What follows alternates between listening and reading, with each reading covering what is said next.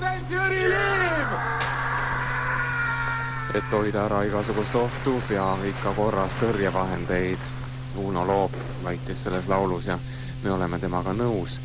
Meie arvates on üks suur abivahend ohtude vältimisel teadmine ja Jüri Liim jälle taas kord eetris jagamas meile loodetavasti teadmisi sellest, millised ohud meid siin varitsevad. No kena, tere hommikust. Kõigepealt oleks mulle üsna õnnelik, kui sa ütleks mulle praegu kellaaeg, kui õige on.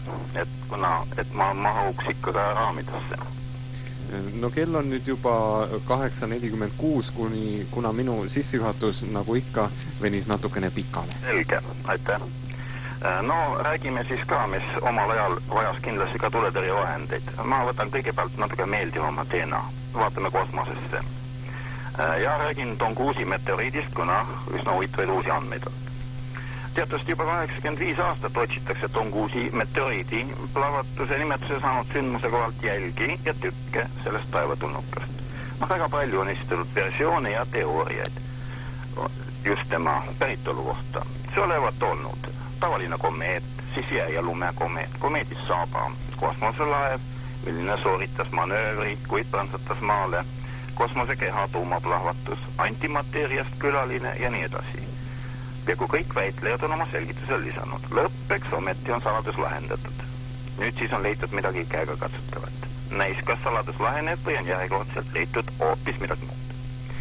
Kosmiline külaline prantsatas taigasse teatavasti 1908. aastal. Nagu öeldud, see on siis Tungusi meteoriit.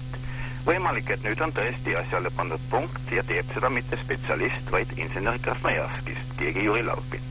Tema avastas taigas ilmselt sööst kuumuse sulamisel alutelud arvukalt kosmilise päritoluga kive. Tegelikult see asi algus üsna lihtsalt. Inseneri sõber teadustas, et teab taigas väga häid seenekohti ja lisades. Seal kandis on kohalikud elanikud avastanud taevakive. 1993. aasta sügisel mindigi seenele.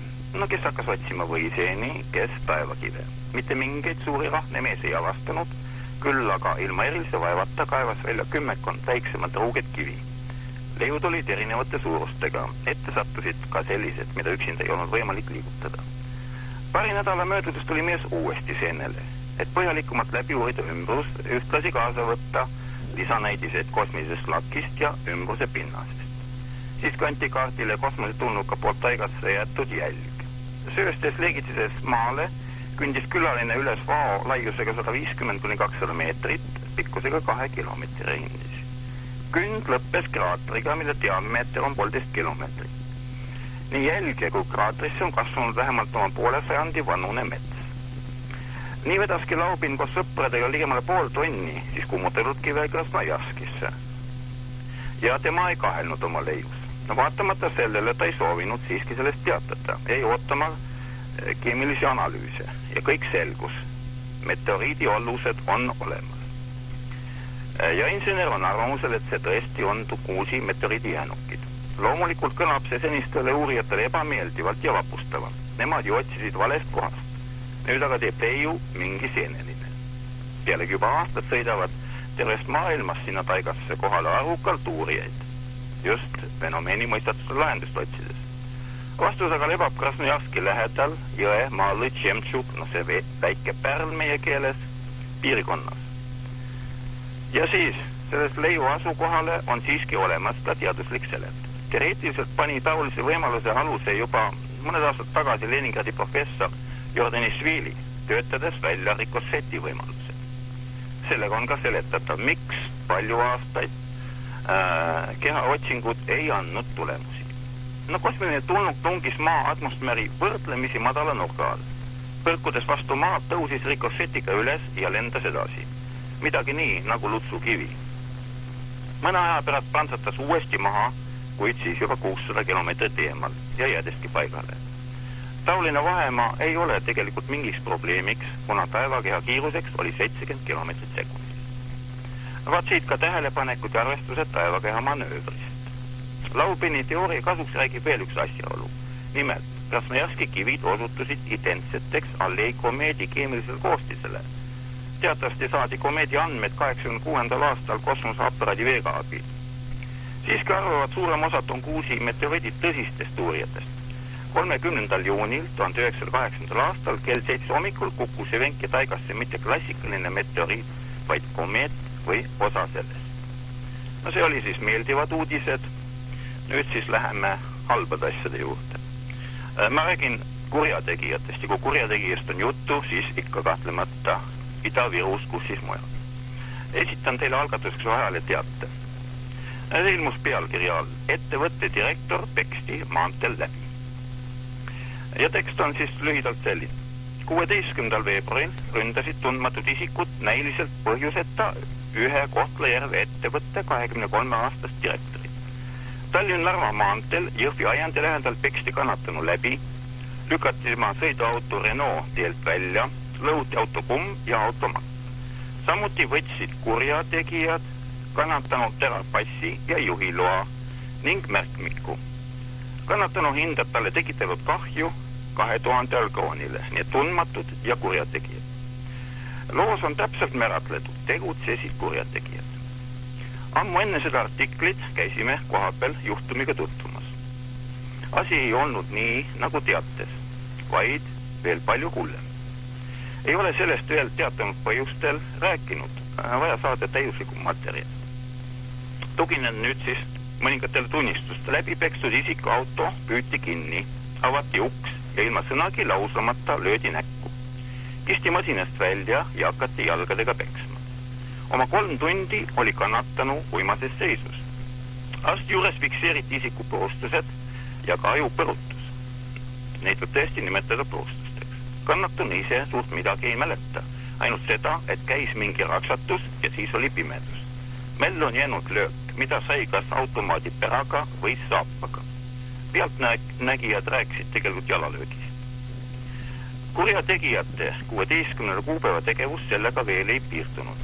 Ainult mõned näiteid tolle päeva kangelastegudest. Kohtla-Järvel pealtnägijate juuresolekul peksti läbi 2 meest. Käsutati ka autost välja maoli porri ja hakati jalgadega taguma. Peksjate boss veel küsis pealtnägijalt, kas mul ei ole head poisid. Üks mees veeti Viitna kõrtsi taha metsa, seal löödi ta põlvili, kus juures avastati, et tollel on seljas soomusvest. Proovime, kas peab ka, ja tulistati 5 meetri pealt usiga. No soomusvest pidas vastu, ainult et mehel purunes 2 ribi. Seerel võeti tal vest maha ja ülakeha paljaks.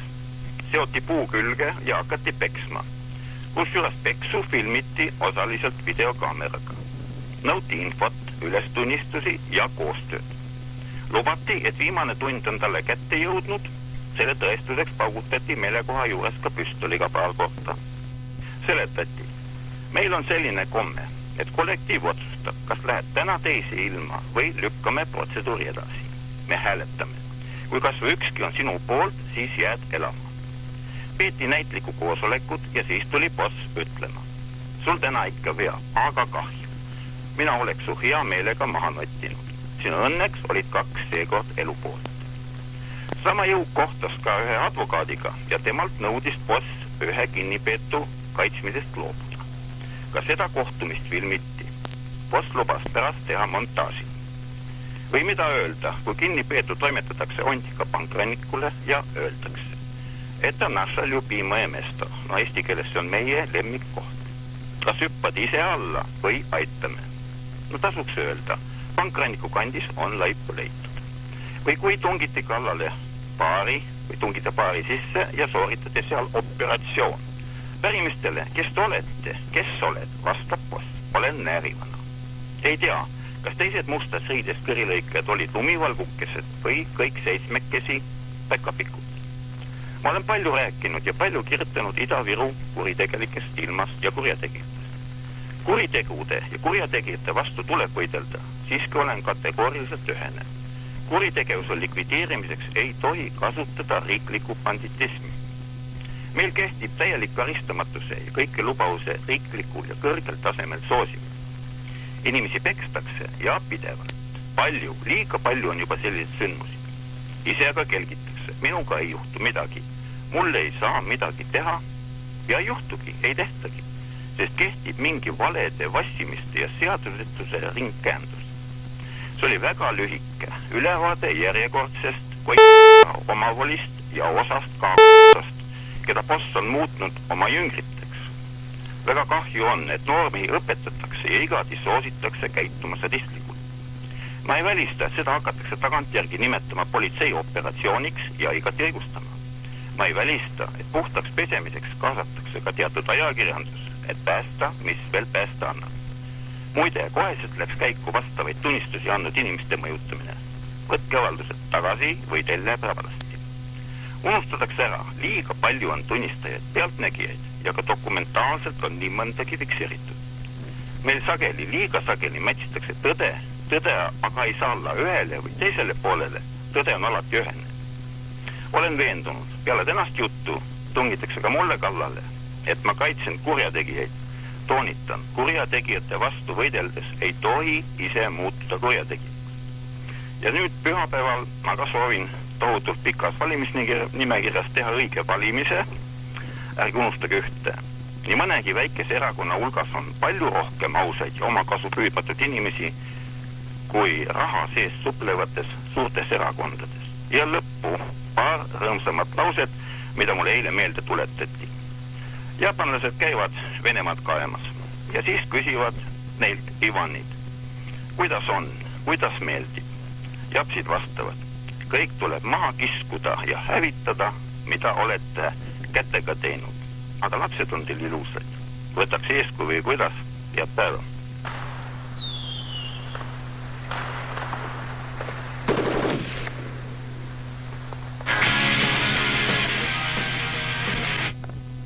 Üheksas märts.